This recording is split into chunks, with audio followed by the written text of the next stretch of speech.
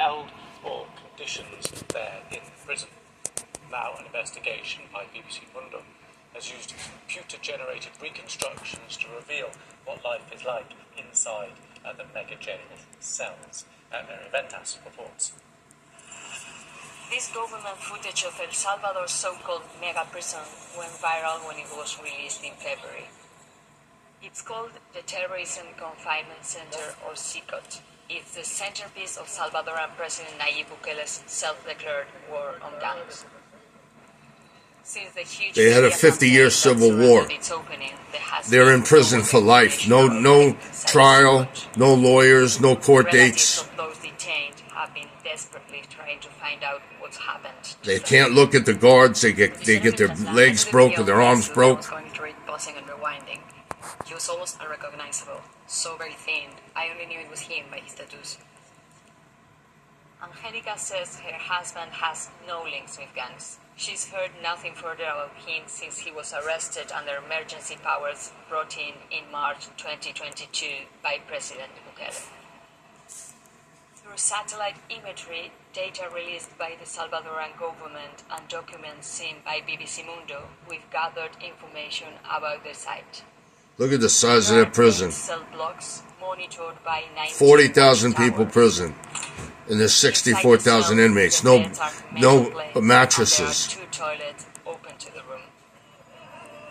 So far, the authorities say they have transferred 4,000 prisoners to the jail, and that there is capacity for. If you have any tattoos on your body, you go to prison for life. That at full capacity, each person would have 0.58 square meters of space.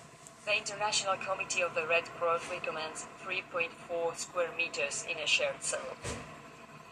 Since the emergency anti-gang measures were introduced, at least 68,000 people have been arrested, and crime has plummeted.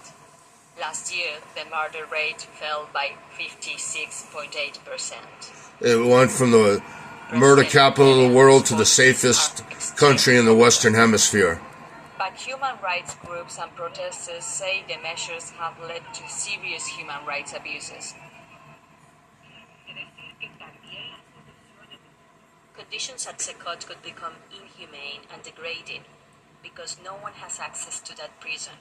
No lawyers, no ombudsman, not even the media can enter and verify the conditions inside.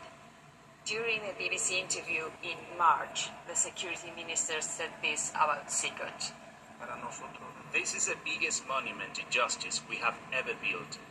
Look, they can't even look at the guards. These terrorist organizations are the ones who will go to CICOT. We have made a commitment to the people of El Salvador that they will never be released. They arrested judges, district attorneys, lawyers, attorney generals, the media, the fake news.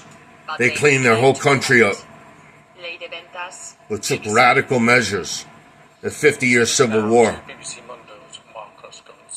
Good to see you. So, questions inevitably thrown up by this report, this investigation. What are the main questions around human rights and legal issues? Well, there are many questions around these mega jails for 4 months after its opening. For instance, we don't know who are the people there. It's supposed to be for the main leaders of the 2 main gangs in El Salvador, which are... They rounded up everyone and they won't tell the public who's in there. But we know nothing about their identities or why there are at least officially 4,000 people in this mega jail. The maximum capacity is for 40,000 people. So look how they run. They can't even look at the guards, so they get their arms broke. They don't know. They know nothing about the location of so many people